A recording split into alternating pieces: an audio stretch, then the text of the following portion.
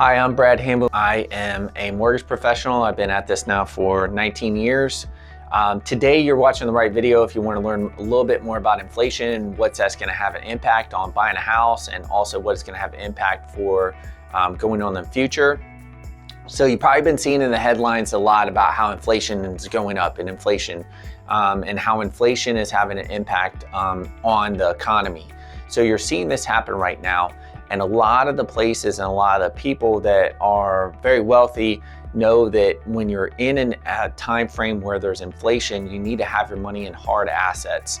And hard assets are things that will increase in value and appreciate as inflation occurs. So buying a house is actually a good investment to hedge off inflation. So there's three things that are happening right now I want to go over with you so that you have an idea of what's happening with inflation. So as you can see, like with inflation, the cost of buying a car has gone up significantly. And that also has to do with the demand and the supply.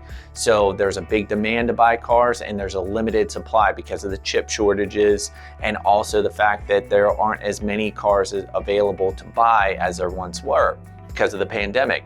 Now you're also seeing an issue in inflation in prices for household goods, food, and another thing that's also going to be inflating here shortly is going to be rents. And it's already seems to happen right now. You're seeing that too because the demand for renting and the demand for housing has gone up and there's a limited supply. And with that, when you're looking at buying a house, when you buy a house, buying a house will help hedge your bet against inflation. And right now you're hearing, oh, interest rates are going up. Well, it's really important that you find a property and a house where you can afford the monthly payment. So when you find a monthly house or a monthly payment that's affordable, you're able to actually lock in that monthly payment.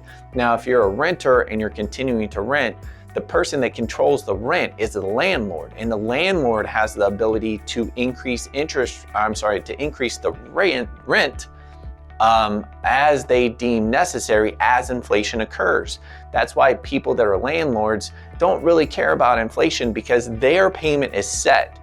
They've got a set payment on their mortgage, or they own the property outright, whatever it is, and then they're able to increase their rents as inflation occurs.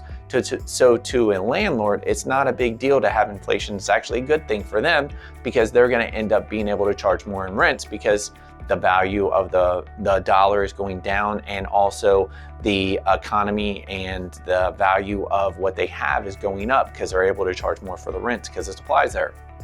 So to sum this up, so if you're trying to buy a house right now and you're like, oh, I don't know if I want to, I'm gonna wait for interest rates to come back down, I'm gonna wait for the values of the homes to come back down, it's not the best idea to do that. There's all kinds of data out there, and if you need to have more details, graphs, or would like to see more about how buying a house can help hedge against inflation, feel free to contact me below and we can have a discussion about it and talk more about it.